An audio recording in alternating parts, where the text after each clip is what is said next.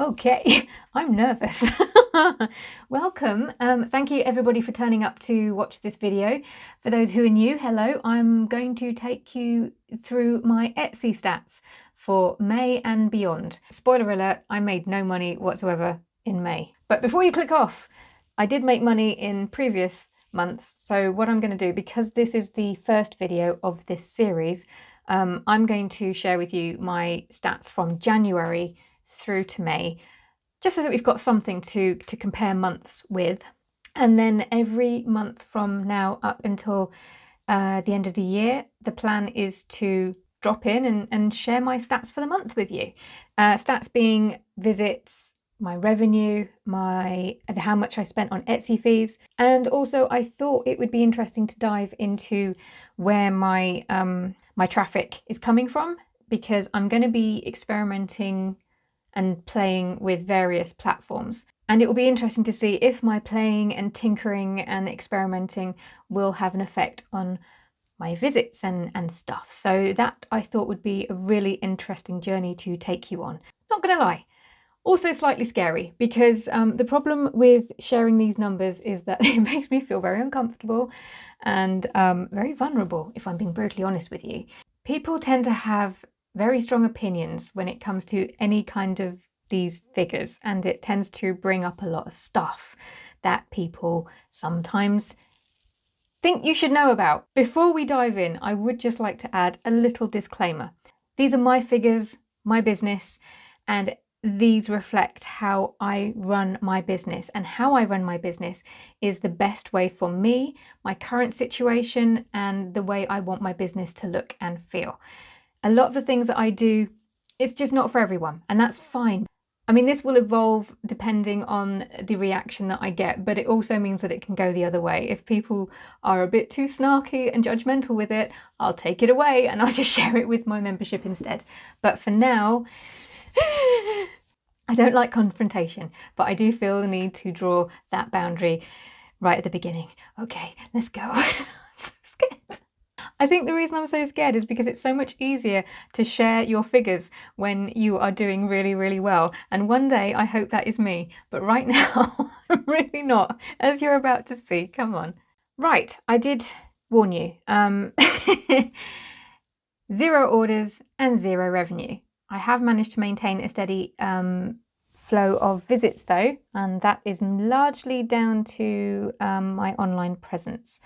Okay, I mean, on the bright side, it can only go up from here, right? I mean, I certainly hope so. As I said, I've got 7 months to turn this boat around, and I would like to point out I haven't done quite this badly in previous months. What I've done in preparation for this video is that I have made a spreadsheet. And in this spreadsheet, I'm just going to break down my visits, sales, revenue, and fees. Okay, so let's start with January. And as you can see from my little spreadsheet here, the revenue was low, but the revenue was there. So, you know, it's not all bad.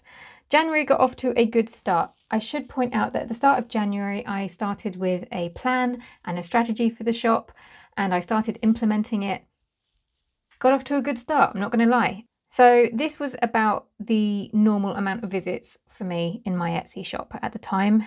I had just launched a product drop, so my sales are up. This is high for me. I don't usually get 11 sales. And my revenue was £126. And these are my Etsy fees for the month, £18.79.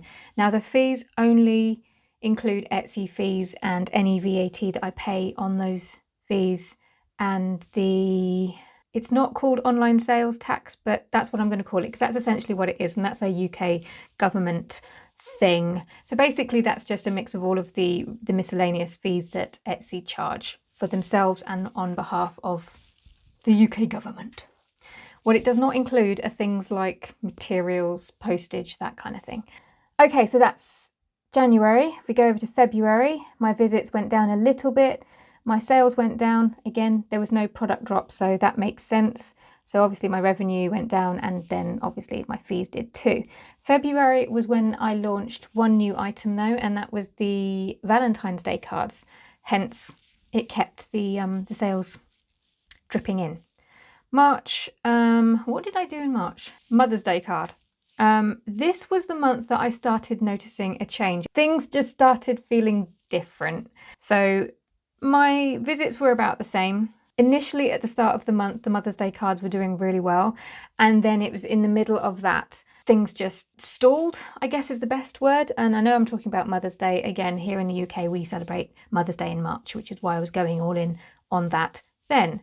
And yeah, again, revenue and fees reflect that. April, this would have been a quiet month, except for the fact that I launched another product drop. That was the recent patch drop, and so therefore it brought up my visits again and my sales again, revenue and fees. So if we look back at these first 4 months, you can see that my 2 best months were the ones that I launched the product drops, which you would hope so, wouldn't you? And then the other 2 quiet ones were the ones where I only launched 1 new item that month, which is fine. That's kind of what I was hoping for. My plan and my strategy for the month had been to launch drops and then just have items that would bring in regular sales in between. So as you can see, for the first 4 months or so, it was working. Now I should say I've not done anything in my shop in the past month. I've not been trying to drive traffic there from Instagram or any of these things. I've just been trying to pivot hard and fast. Yes, again, if you watch me regularly, you'll know that I've been talking about that to death. I apologize, but also so necessary. So I've been working really, really hard behind the scenes to try and bring in some more need-esque items into my shop. That being said, I would have expected to see 1 or 2 sales, even if I hadn't have been actively pushing. So I think what I'm seeing here in May is a mixture of not touching my shop whatsoever and also everything that we're seeing. Massive hands. Okay, so that brings us up to date and hopefully gives you a little bit of an insight as to what I consider normal and not. And although I'm doing pretty badly at the moment, that is not normal. There's usually something. That being said, my plan was to get my income up, and that was at the start of this year before things started getting even harder. So it's quite the climb to get back even to where I was before, let alone get higher than that. And it's going to take some work, which I will share with you as we go on. So there you go. I hope that was useful, or at the very least, I hope it was entertaining. If you want to know any more about how I run my business and what I'm up to, then the coffee and craft videos that I do each month are probably your best bet. And have a lovely day, and hopefully I'll see you next week. Ta-ra!